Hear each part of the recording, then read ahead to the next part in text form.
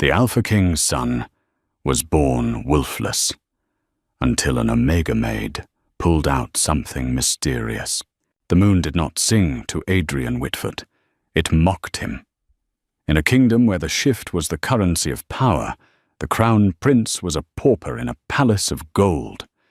He stood 24 years old, broad-shouldered and sharp-jawed, yet hollow inside, the only male in the Whitford bloodline who remained skin and bone when the lunar light touched the earth.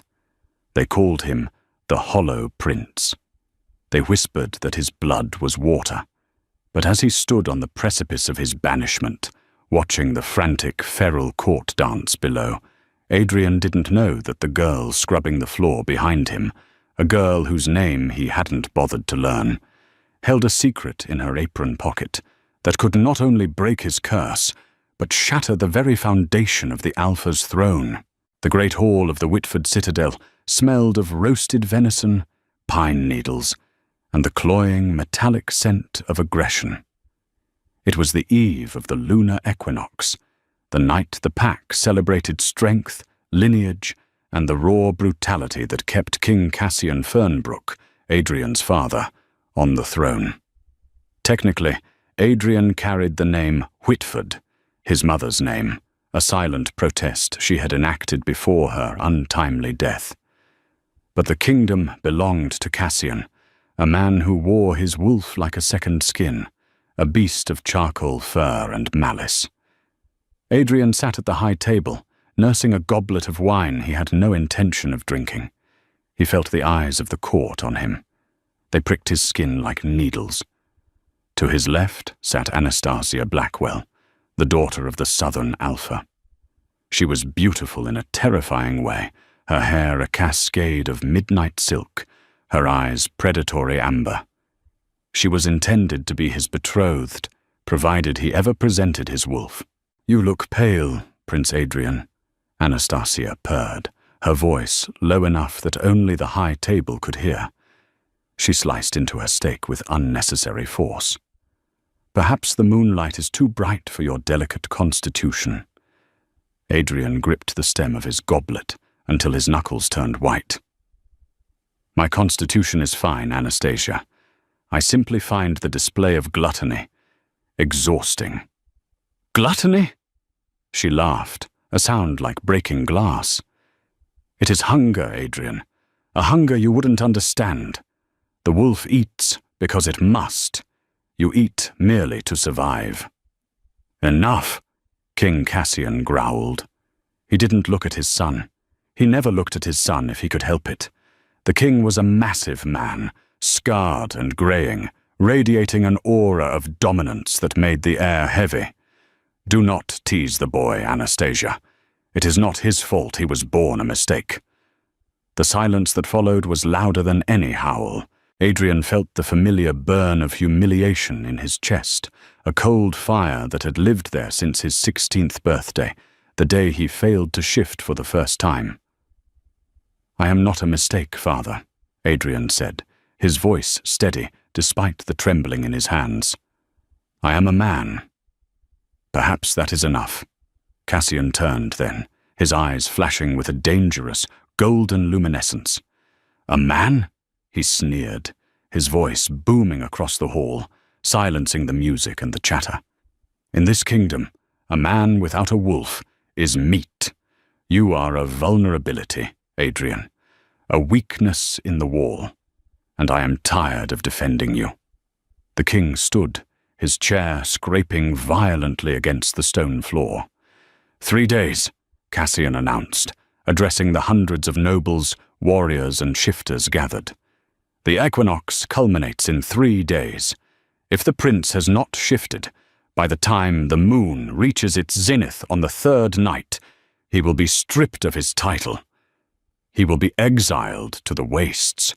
A gasp rippled through the crowd. The wastes were a death sentence, a frozen tundra inhabited by rogues and madness. "Father," Adrian stood, knocking his chair over. "You cannot do this." "It is done," Cassian roared, the sound vibrating in Adrian's chest. "Prove your blood, boy, or leave it in the snow." In the shadows of the servants' alcove, nearly invisible against the grey stone, Cordelia Morecrest froze. She held a heavy tray of silver pitchers, her knuckles white. She was an omega, the lowest of the low, born into a caste of servitude. Her uniform was drab grey, her hair pulled back in a severe bun that hid the natural wave of her chestnut locks. She watched the prince, the man everyone mocked. She didn't see a weakling. She saw the way he calculated the room, the way he held his temper when a lesser man would have snapped. She saw a king who wasn't allowed to rule. Cordelia lowered her eyes as Percival Dunmere, the king's advisor, slithered past her. Percival was a beta, but he had the ambition of an alpha and the cunning of a fox. He paused near the alcove, his eyes scanning the room, landing on Adrian with a look of twisted satisfaction. "Checkmate," Percival whispered to himself. Cordelia felt a cold chill run down her spine. This wasn't just a test of strength, it was an execution. She adjusted the apron around her waist, feeling the hard, cold outline of the object hidden deep within the pocket. It had been her grandmother's, and her grandmother's before her, a relic of the old ways, before the Fernbrooks took the throne, before strength was measured only in teeth and claws. She hadn't planned to intervene.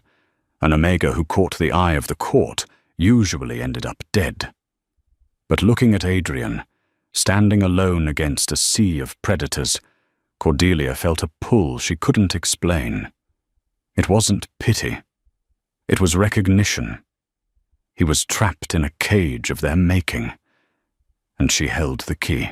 The kitchens were a chaotic symphony of clanging pots, shouting cooks, and the overwhelming heat of the hearths. Cordelia moved through the madness like a ghost, her movements efficient and practiced. She was invisible here, just another pair of hands, scrubbing, carrying, and serving. "Did you hear?" whispered Mara, another scullery maid, as they scrubbed a massive cauldron. "The prince is finished. The betting pool says he won't last an hour in the wastes." "He's not gone yet," Cordelia murmured, focusing on a stubborn stain of grease. "Might as well be," Mara scoffed. "Anastasia Blackwell is already measuring the drapes for the Queen's chambers. She'll marry the king's nephew once Adrian is out of the way." "That's the rumor." Cordelia didn't reply. Her mind was racing. She had served Adrian's chambers for 2 years. She knew things the court didn't. She knew he spent his nights reading ancient texts on strategy and agriculture, not weeping. She knew he practiced swordsmanship in the abandoned training yards at dawn, his form perfect, his human muscles honed to a deadly precision. He wasn't weak. He was just different. Later that night, Cordelia was assigned the final round of fireplace duties in the royal wing. The castle was quiet, the revelry having died down to a drunken stupor. She entered Adrian's chambers softly. The room was dark, save for the dying embers in the hearth. She moved to stoke the fire, kneeling on the stone hearth. "Leave it," a voice said from the shadows. Cordelia jumped, nearly dropping the iron poker. Adrian was sitting in a high-backed armchair by the window, staring out at the moonlit grounds. He held a glass of untouched whiskey. "Forgive me, Your Highness," she whispered, bowing her head. "I thought the room was empty." "It is empty," Adrian said, his voice devoid of emotion. "There is no one here but a ghost and a maid." Cordelia hesitated. Protocol dictated she leave immediately, but the despair in his voice was so heavy it felt like a physical weight in the room. "You are not a ghost, sir," she said, her voice trembling slightly. Adrian turned his head. The firelight caught the sharp angles of his face, illuminating the exhaustion in his dark eyes. "And you speak? I thought the Omegas were trained to be silent furniture." "We are trained to be invisible, not mute," Cordelia replied, surprised by her own boldness. Adrian let out a short, dry chuckle. "Invisible? I envy you. To be unseen would be a blessing right now." He took a sip of the whiskey and grimaced. "Tell me, what is your name?" "Cordelia, Your Highness." "Cordelia." He tested the name on his tongue. "Well, Cordelia, you should go. If my father finds you here, talking to the disgrace of the line, he might decide you're conspiring with me." "Are you conspiring?" she asked. Adrian looked at her, really looked at her, for the first time. He saw the intelligence in her hazel eyes, the defiance in the set of her shoulders. "I am trying to figure out how to survive, but it seems my biology has doomed me." "Is it biology?" Cordelia took a step closer, checking the door to ensure it was latched. "Or is it a lock?" Adrian frowned, sitting up straighter. "What are you talking about?" "You are not weak, Your Highness. I have seen you in the practice yards. You are faster than the wolf guard, stronger than the betas in human form. A body that's strong does not house a weak spirit. The wolf isn't missing.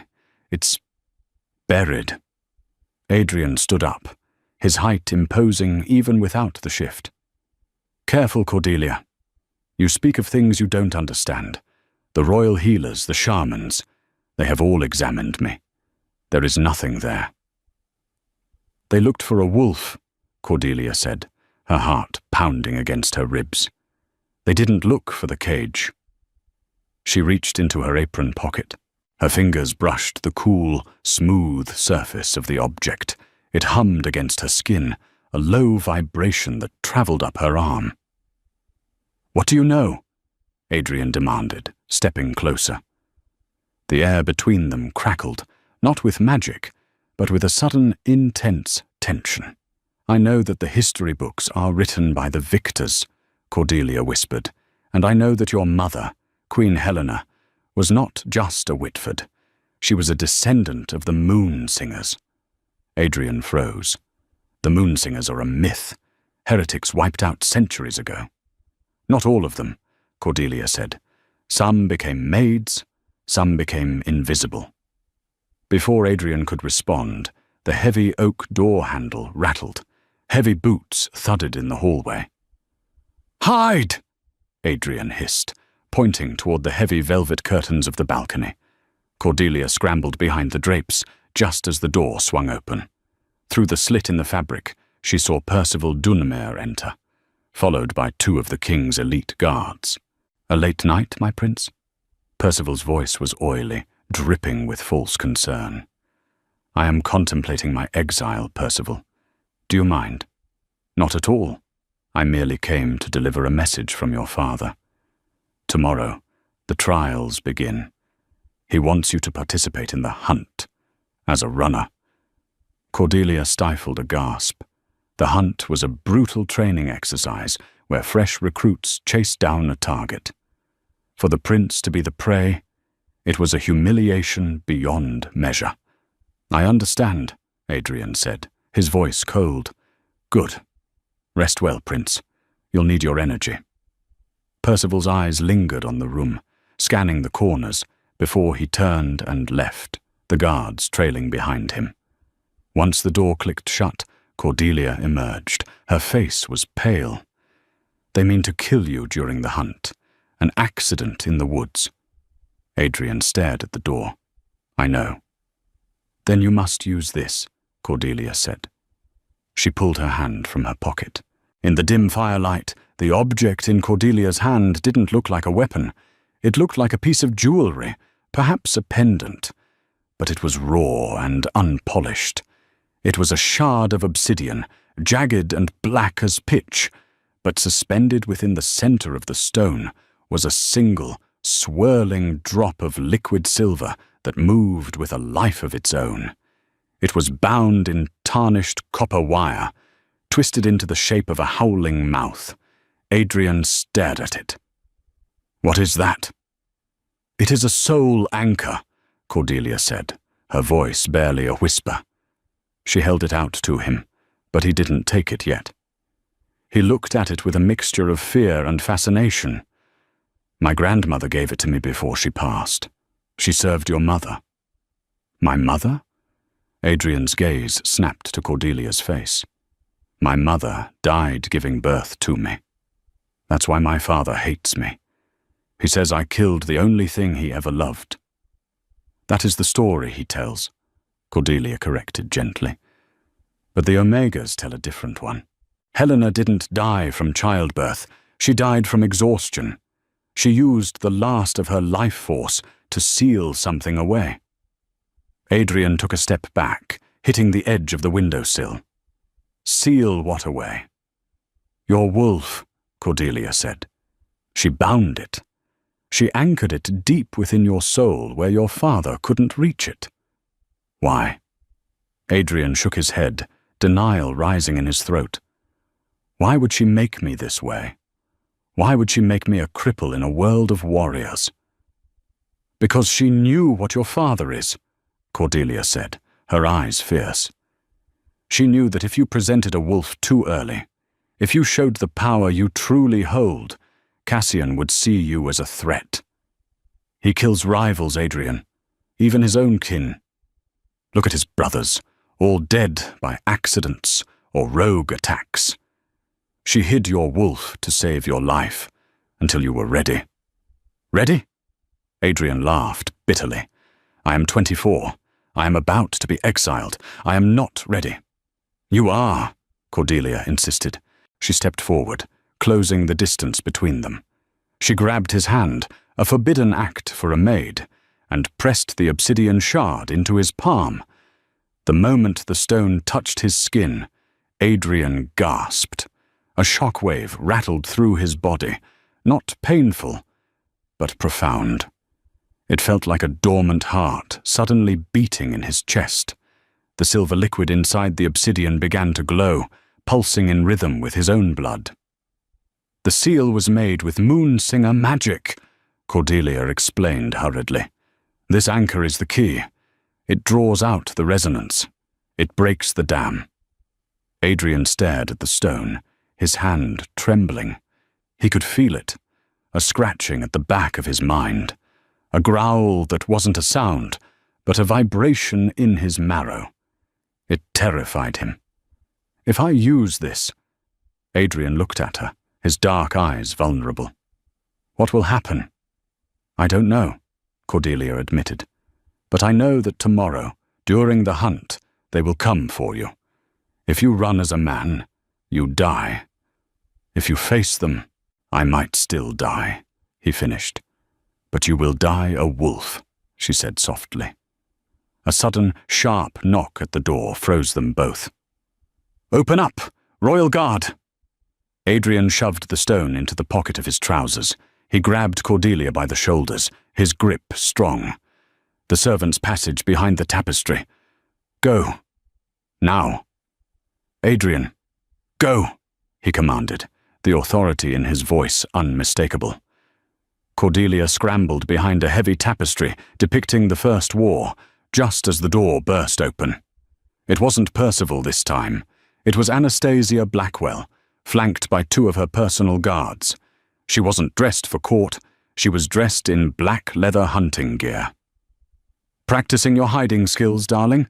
Anastasia drawled, stepping into the room.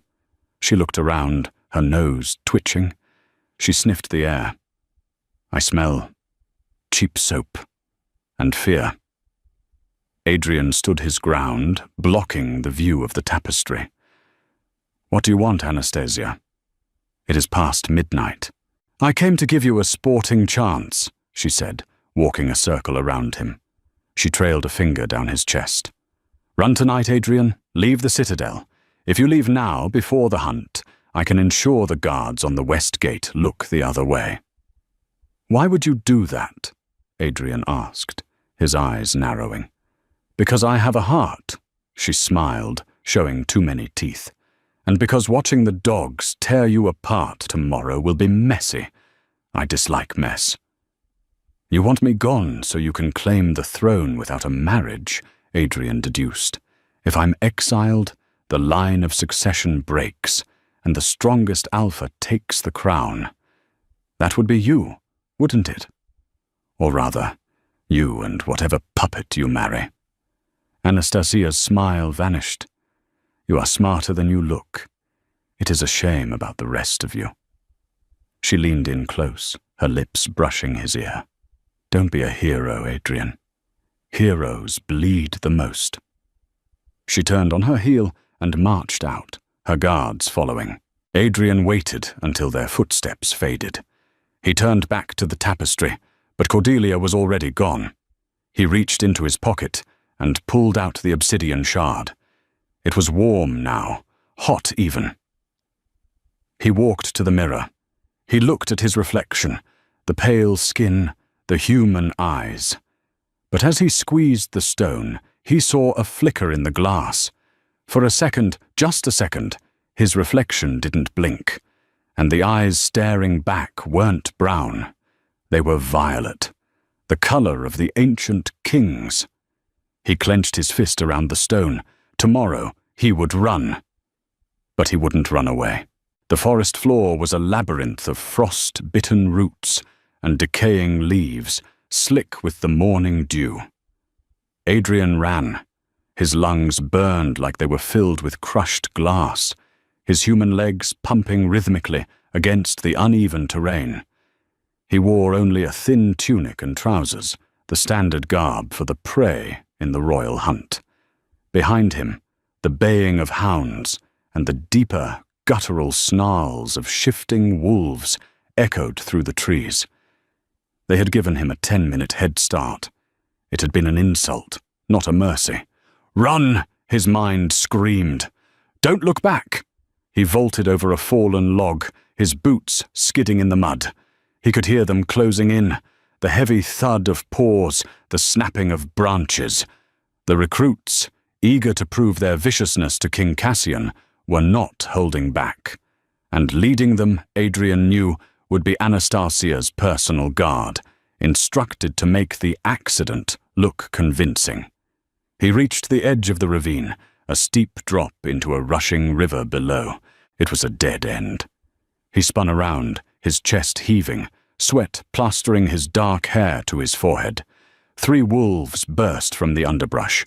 One was a mottled grey, another russet, and the center one, a massive, sleek black beast, was Anastasia's captain. They slowed as they saw him cornered, lips peeling back to reveal yellowed fangs dripping with saliva. They didn't attack immediately. They circled, savoring the fear they expected to smell. But Adrian didn't smell like fear. He smelled like ozone and old stone.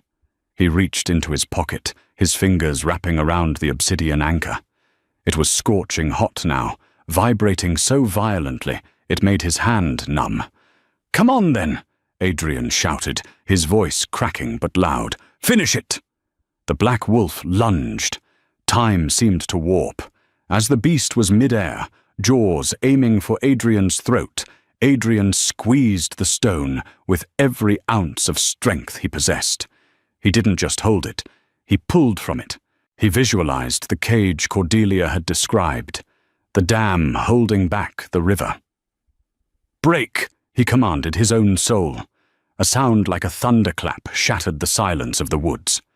It wasn't a noise from the sky, but from within Adrian. A shockwave of pure, violet energy exploded outward, knocking the attacking wolf out of the air and sending it crashing into a tree. Adrian fell to his knees, screaming as his bones rearranged themselves. It wasn't the fluid, easy shift of the Fernbrook line. It was violent, ancient, and absolute. He felt his spine lengthen, his jaw extend, his skin splitting to release the fur beneath. The pain was blinding, a white-hot fire that consumed his humanity, burning away the weakness, the hesitation, the years of silence. When the light faded, the human prince was gone. Standing on the precipice of the ravine was not a normal wolf. It was a creature of nightmare and majesty. It stood nearly 7 feet tall at the shoulder, dwarfing the other wolves. Its fur was not just black. It was the color of the void between stars, absorbing the light around it.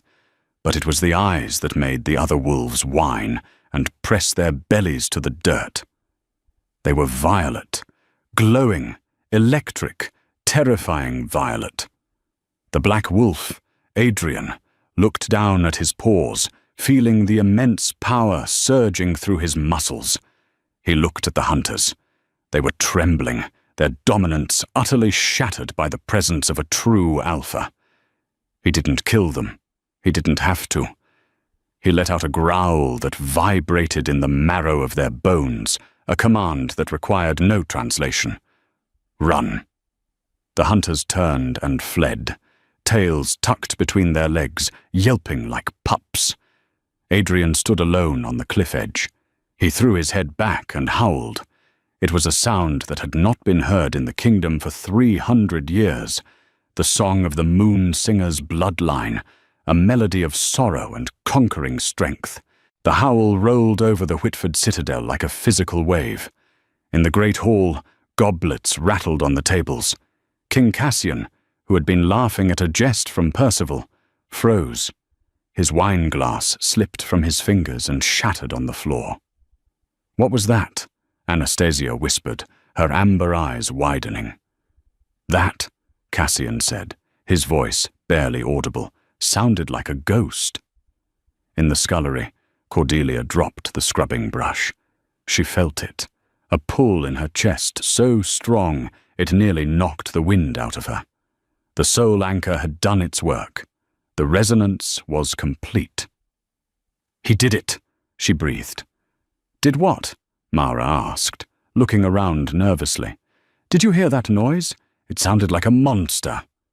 "No," Cordelia said, a small secret smile touching her lips. "It sounded like a king." She didn't wait for permission. She untied her apron and ran. She ran through the service corridors, up the back stairs, and out into the courtyard. The castle was in chaos. Guards were shouting, running toward the gates. Cordelia slipped through the confusion, heading toward the training grounds near the forest edge. She knew he would come back. He wouldn't run away. Not anymore. She reached the perimeter, just as the massive black shape emerged from the tree line. The guards on the wall raised their crossbows, shouting in panic. "Hold your fire!" a voice boomed. It was King Cassian. He strode into the courtyard, his sword drawn, flanked by Percival and Anastasia. They stared at the beast approaching them. The wolf walked with a regal, terrifying grace. It didn't snarl. It didn't charge. It simply walked toward the king, its violet eyes locking onto Cassian's gold ones. The gathered crowd gasped. "Violet," someone whispered. "The mark of the first kings." Cassian lowered his sword, his face draining of color. According to the ancient laws even he couldn't ignore, a wolf with violet eyes was chosen by the moon goddess herself. To kill one was to invite a plague upon the pack. The wolf stopped 10 paces from the king. The air shimmered, and with a sickening crunch of bone reforming, the wolf shifted back. Adrian stood there, naked, mud-streaked, and covered in scratches. But he looked like a god. His eyes had not returned to brown. They remained a swirling, luminous violet. "I have returned, Father," Adrian said, his voice rough, layered with a growl. "I believe I have passed the test." Cassian stared at his son, hate warring with fear in his eyes. He slowly sheathed his sword. "You have shifted," he spat, "but a wolf does not make a king. Obedience does." "I am done with obedience," Adrian said calmly. Percival stepped forward, his eyes darting around. "Someone helped him," he hissed to the king. "That shift, it was induced. It reeks of old magic." Adrian's gaze snapped to Percival. The advisor flinched as if struck. "Bring him a cloak," Anastasia commanded, breaking the tension. She walked forward, her eyes hungry as she looked at Adrian's new form. "Cover yourself, my prince. You have quite the audience." A guard hurried forward with a fur cloak. Adrian took it, wrapping it around his shoulders. His eyes scanned the periphery of the courtyard, ignoring the nobles, ignoring his father. He was looking for someone. In the shadows of the archway, he found her. Cordelia stood there, her hands clasped over her heart. Their eyes met. A jolt of electricity arced between them, invisible but undeniable. Adrian felt a sudden, fierce protectiveness wash over him. "Mine," his wolf whispered. "She is the key. She is the calm." He gave her a barely perceptible nod before turning back to the court. "I will take my place at the council tonight," Adrian announced, "and we will discuss the future of my kingdom." He walked past his father, his shoulder checking the king hard enough to make the older man stumble. The court parted like the Red Sea, bowing low, not out of custom, but out of primal fear. The atmosphere in the citadel had shifted from mockery to terror. The servants whispered that the prince was possessed. The soldiers whispered that he was a deity reborn. Cordelia was trying to make herself small in the laundry room, folding sheets with trembling hands. She knew the danger had just increased tenfold. Adrian had exposed his power, which meant the king and Percival would be looking for the source. "You there, girl!" Cordelia froze. Percival Dunnemere stood in the doorway, 2 guards behind him. He held a piece of fabric in his hand, a torn strip of grey linen. "This was found in the prince's chambers last night," Percival said, stepping into the room. The scent of lavender and rot rolled off him. "It matches your uniform." Cordelia turned, keeping her face blank. "Many maids clean the prince's chambers, Lord Dunnemere." "But only one was seen entering late at night," Percival said, his voice silky. "And only one has a grandmother who was rumoured to practice the forbidden arts." Cordelia's heart hammered. He knew. "I don't know what you mean, my lord." "Don't you?" Percival moved faster than a human should, grabbing her wrist. His grip was bruising. "The prince's wolf didn't just wake up. It was pulled out. That implies a key. Where is it?" "I am just a maid," Cordelia gasped, trying to pull away. "We shall see." Percival signaled the guards. "Take her to the lower dungeons. We will see what she remembers in the dark." The guards moved to grab her. Crash! The heavy oak door of the laundry room was ripped off its hinges. Splinters flew across the room. Adrian stood in the doorway. He was dressed in a black doublet, the violet of his eyes blazing. He didn't look like the Hollow Prince anymore. He looked like death incarnate. "Let her go," Adrian growled. The sound wasn't human. It was the voice of the Alpha, vibrating with lethal intent. Percival released Cordelia's wrist instantly, stepping back, his hands raised. "Your Highness, I was merely questioning the staff about a security breach." "You were touching what belongs to me," Adrian said, stepping into the room. The temperature seemed to drop 10 degrees. "Belongs to you?" Percival raised an eyebrow, trying to regain his composure. "She is an Omega, Prince, property of the Crown." "I am the Crown," Adrian said. He walked over to Cordelia, placing himself between her and the advisor. He looked down at her, seeing the red marks on her wrist. A vein pulsed in his temple. He turned back to Percival. "If you ever touch her again, Percival, I will not banish you. I will not execute you. I will hunt you. Do you understand?" Percival swallowed hard, pale and sweating. "Perfectly, Your Highness." "Get out." Percival and the guard scrambled over the broken door to escape. When they were alone, the rage drained out of Adrian, leaving him looking exhausted. He turned to Cordelia, his expression softening. "Are you hurt?" he asked, reaching for her hand, but stopping just short of touching her. "I am fine," Cordelia whispered. She looked at him, really looked at him. The change was profound. He was bigger, sharper, his energy overwhelming. But underneath, she still saw the man who sat alone by the fire. "You came for me. You saved me," Adrian said. I return my debts." "Is that all this is?" Cordelia asked, a daring question. "A debt?" Adrian looked at her hand, then slowly reached out and covered it with his own. The spark was immediate, warm and golden. "No, it is not a debt. When I shifted, when the wolf took over, the only thing that kept me from tearing that forest apart was you. Your scent, it anchored me." Cordelia felt a blush rise to her cheeks. "The king knows about the magic. Percival knows."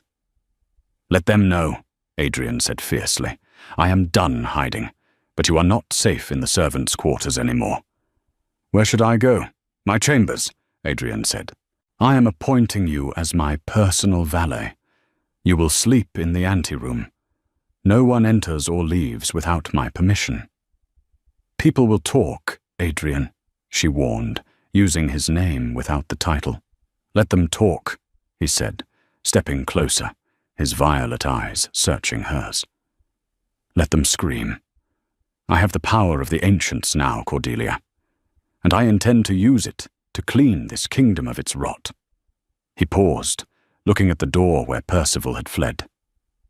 "But first," Adrian murmured, "we must survive dinner. Anastasia has invited us to a private feast, and I smell poison in the air." Cordelia gripped his hand tighter. "Then we shall face it together." Adrian smiled, a rare, genuine smile that transformed his face. "Yes, together." Outside the window, the moon began to rise, full and heavy. But for the first time in 24 years, it didn't look down on a hollow prince. It looked down on a wolf who had found his pack of two. The private dining chamber of Anastasia Blackwell was a masterpiece of intimidation. Draped in heavy crimson velvet and illuminated by 1,000 flickering candles, it felt less like a place to eat and more like the inside of a beating heart. The air was thick with the scent of jasmine and roasted quail, but underneath lay the metallic tang of magic, old, binding spells woven into the very tapestries. Adrian sat at the head of the long ebony table, his posture rigid. He wore the black doublet of his station, the silver thread on his collar catching the candlelight. Cordelia stood a step behind his chair, dressed in the crisp, dark uniform of a royal valet, her eyes scanning the shadows.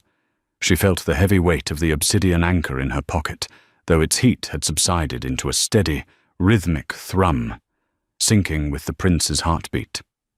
"You aren't eating, Adrian," Anastasia purred. She sat across from him, looking every inch the predator in a gown of shimmering gold silk that clung to her curves like a second skin. "Is the quail not to your liking? Or do you fear I've seasoned it with nightshade?" "I fear nothing from you, Anastasia," Adrian said, his voice calm but layered with the low rumble of his wolf. "But I have no appetite for games. Why did you call us here?" Anastasia laughed, the sound tinkling like silver bells. She signaled a servant to pour more wine. "Us? You speak as if the help is part of the negotiation." Her amber eyes flicked to Cordelia with disdain. "Step away, girl. The adults are talking." "She stays," Adrian said. The candles flared higher for a brief second, responding to his rising temper. Anastasia's smile faltered, then returned, sharper this time. "Very well. Loyalty is quaint. But let us speak of reality. Your father is gathering his generals in the war room. He claims your shift is an abomination, a trick of dark magic. He intends to declare you a rogue by sunrise." Cordelia stiffened. A rogue status meant open season. Any wolf in the kingdom could kill him without consequence. "Let him try," Adrian said, reaching for his wine glass but not drinking. "He will succeed," Anastasia countered, leaning forward, her voice dropping to a conspiratorial whisper. "Unless you have an alliance. The Southern Pack, my pack, is the largest military force outside the Citadel. Marry me, Adrian. Tonight. We announce the union before the dawn. My father will back your claim, and Cassian will be forced to stand down. You get the crown. I get to be queen." "And what becomes of Cordelia?" Adrian asked, his gaze unwavering. Anastasia waved a hand dismissively. "She can stay. Every king needs a mistress. Or a pet.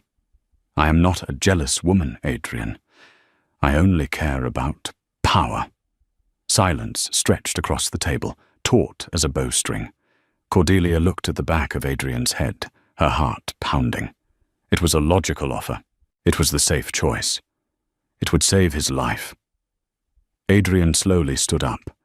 He picked up his wine glass and poured the contents onto the pristine white tablecloth.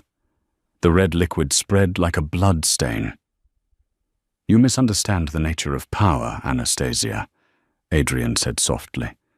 "You think it is something to be traded, to be shared in back rooms. But true power, the power of the violet eyes, is not negotiated." He turned to Cordelia, extending his hand. "Come." Anastasia's face twisted into a mask of fury. "You reject me? For a scrubber?" "I reject you," Adrian said, looking back at her with pity, "because you are a wolf who thinks like a sheep. You follow the herd. I intend to lead it." "You won't make it out of this room," Anastasia hissed. She snapped her fingers. The doors slammed shut. From the shadows of the velvet drapes, a dozen soldiers emerged. Not regular guards, but mercenaries, their armor stripped of crests. They held crossbows loaded with silver-tipped bolts. "A simple choice, Adrian," Anastasia said, standing up. "Marry me or bleed out on my floor." Adrian didn't shift. He didn't even flinch. He looked at Cordelia. "Do you trust me?" "With my life," she whispered, her hand moving to her pocket. "Good. Then close your eyes." Adrian didn't need the anchor this time. The anchor had only been the spark. He was the fire. He slammed his fist onto the table. Boom! It wasn't a physical blow. It was a telekinetic shockwave. The heavy ebony table split down the middle, splintering into shrapnel that flew outward with the force of a grenade. The mercenaries were thrown back against the walls, their crossbows firing harmlessly into the ceiling. The candles were extinguished instantly, plunging the room into darkness.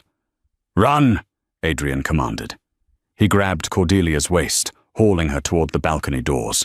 He kicked them open, shattering the glass, and they leaped out into the cool night air, landing on the stone terrace below. "They will hunt us now!" Cordelia shouted over the wind. "Let them come!" Adrian growled, his eyes glowing violet in the dark. "The time for hiding is over."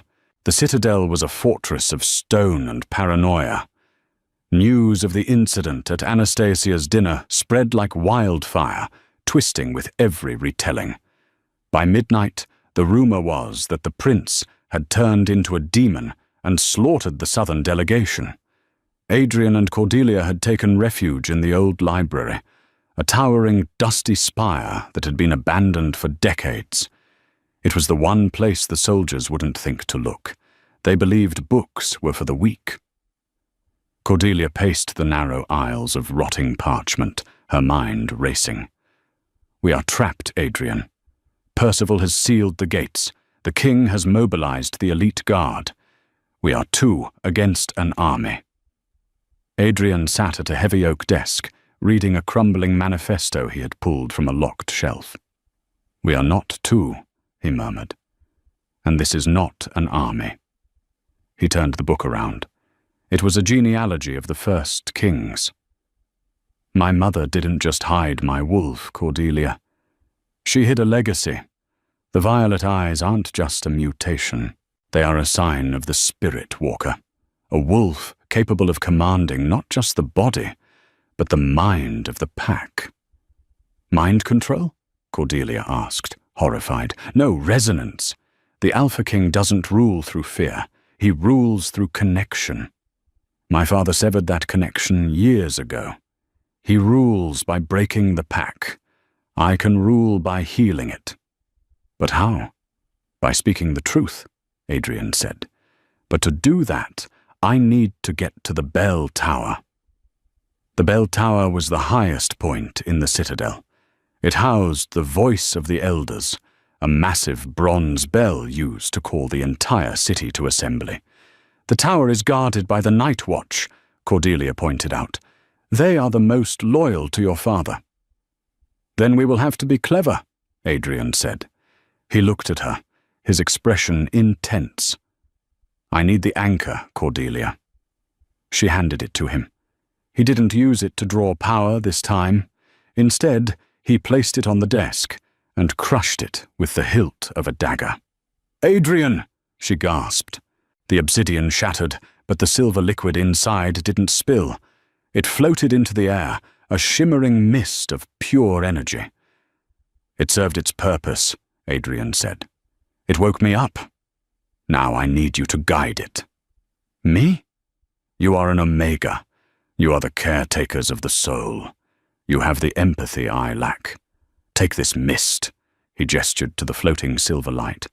Weave it into a cloak. Make us invisible. Cordelia stared at the mist. She had never done magic, real magic, but she felt the hum of it, familiar and warm, like her grandmother's humming.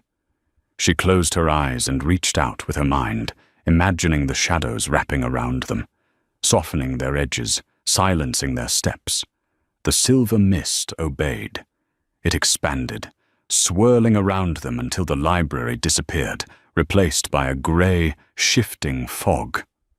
It's working, Adrian whispered, his voice filled with awe. Under the cover of Cordelia's weave, they moved through the castle. They walked past patrols of snarling guards who looked right through them. They slipped past the heavy barricades of the inner sanctum. They reached the base of the bell tower. The stairs spiraled up into the dark, guarded by two massive wolves. Cordelia felt her concentration slipping. The magic was draining her.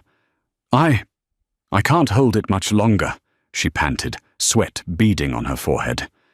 Just a little further, Adrian urged, supporting her weight. They began the climb. 100 steps. 200. The air grew thinner, colder. At the top, the wind whipped around the open arches. The great bronze bell hung silent and heavy. But standing in front of it, blocking their path, was Percival Dunamere. He wasn't alone. He held a staff of twisted iron, glowing with a sickly green light. I knew you would come here, Percival sneered. Predictable. You want to ring the bell? You want to cry for help?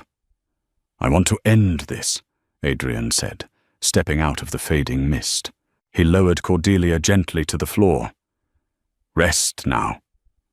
So noble, Percival laughed. But you are too late. The king is already ascending the stairs with the execution squad.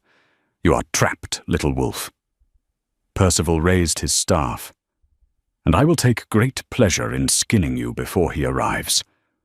A blast of green necrotic energy shot from the staff. Adrian didn't dodge. He caught it. He caught the energy with his bare hand, his palm glowing violet. The two forces collided, green rot against violet purity. The air crackled with ozone. You are a parasite, Percival, Adrian gritted out, pushing forward. You have been poisoning my father's mind for years, feeding his paranoia. I made him strong, Percival screamed, the veins in his neck bulging. I gave him the power to crush the weak. No, Adrian roared. You made him weak. With a surge of power, Adrian crushed the green energy in his fist. He lunged forward, faster than Percival could react, and grabbed the advisor by the throat. He lifted him off the ground, dangling him over the edge of the tower. Give me one reason not to drop you, Adrian growled. Because, Percival choked, his eyes wide with terror. Because without me, the king dies. Adrian froze. What? I bound his life to mine, Percival wheezed. A blood pact. If I die, he dies. Steps thundered on the stairs below. King Cassian burst onto the tower platform, sword drawn, his face a mask of rage. Behind him stood Anastasia and a dozen elite guards. "Let him go!" Cassian bellowed. Adrian looked at his father, then at the worm in his hand. He realized the truth. His father wasn't just a tyrant. He was a puppet. "You bound yourself to a leech, father," Adrian said sadly. He threw Percival back onto the stone floor, hard enough to knock the wind out of him. "I am not here to fight you," Adrian said to the king. "I am here to save you." "I don't need saving," Cassian shouted. "Kill him!" The guards hesitated. They looked at the violet eyes, then at the king. "I said kill him!" Cassian screamed, his voice cracking. Adrian turned his back on the guards. He walked toward the great bell. "Don't you dare!" Cassian warned. Adrian grabbed the heavy iron striker. He looked at Cordelia, who was struggling to sit up. She nodded. Adrian swung the striker. Gong! The sound was deafening. It wasn't just a sound, it was a compulsion. It rang out across the city, vibrating in the teeth of every wolf, human and child. It was the alpha call, the summons that could not be ignored. And with it, Adrian poured his will into the sound. "See," he commanded. "See the truth." The vibration of the bell stripped away the illusions. Down in the courtyard, the soldiers looked at their hands and saw the faint green tethers of Percival's influence fading. In the tower, King Cassian fell to his knees, clutching his chest as the dark magic binding him to Percival began to unravel violently. What have you done?" Cassian gasped, his skin turning grey. "I broke the spell," Adrian said, standing over his father. "The bell amplifies the alpha frequency. It purges foreign magic." Percival shrieked, scrambling backward. His skin was beginning to wither, his youth fading rapidly as the stolen life force was ripped away. "No, I am the architect of this age. I am—" Percival crumbled into dust before he could finish the sentence, his centuries of dark pacts catching up to him in seconds. King Cassian coughed, blood spattering the stone. He looked up at Adrian, his eyes clearing. The golden madness was gone, replaced by the faded brown of a dying old man. "Adrian," he whispered, You have her eyes." "I have her heart, too," Adrian said, kneeling beside him. "Unlike you." I was afraid," Cassian admitted, a tear cutting through the grime on his face. "The prophecy. It said a violet wolf would end the Fernbrook line." "The prophecy was right," Adrian said solemnly. He stood up and looked at the guards, at Anastasia, who was cowering in the corner. "The Fernbrook line ends tonight. The Whitford line is restored." Cassian let out a long, rattling breath, and then he was gone. The king was dead.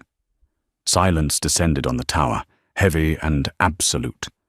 Anastasia was the first to move. She dropped to her knees, bowing her head so low it touched the stone. "Long live the king," she whispered, her voice trembling. The guards followed suit, dropping their weapons.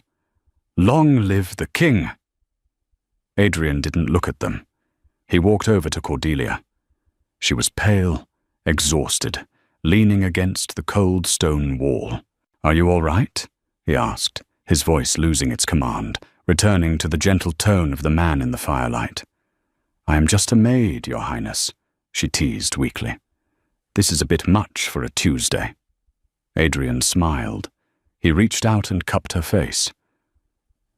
"You are not a maid.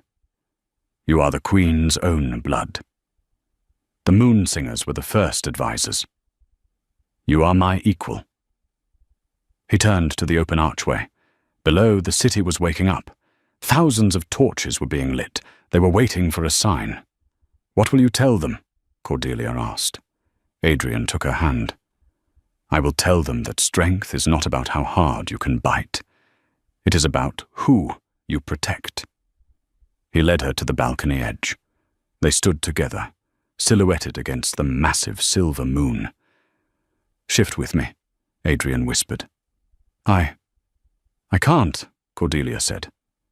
I have no wolf. You don't need a wolf to run with me, he said. Adrian shifted. The massive black wolf stood tall, his violet eyes glowing like beacons. He lowered his head, inviting Cordelia to lean against him. She buried her hands in his thick fur. She looked out at the kingdom, at the snow-covered pines, at the future stretching out before them. For the first time in history, an Alpha King stood not alone, but with an Omega by his side, not as a servant, but as his anchor. The reign of King Adrian Whitford, the first of the Violet Eyes, is written in the history books, not in ink, but in song. He was the king who tore down the walls between the castes. He was the king who banished the dark arts and brought back the old ways of balance and respect. But the bards prefer to sing about the Omega who stood beside him. They sing of Cordelia, the girl with the moon in her pocket, who taught a monster how to be a man, and a man how to be a king. They ruled for 60 years, a golden age where no child was born wolfless, for they understood that the spirit is the true beast. Their love story reminds us that destiny is not written in the stars, but hidden in the courage of the quietest hearts. It teaches us that we are not defined by what we lack, but by what we are willing to give.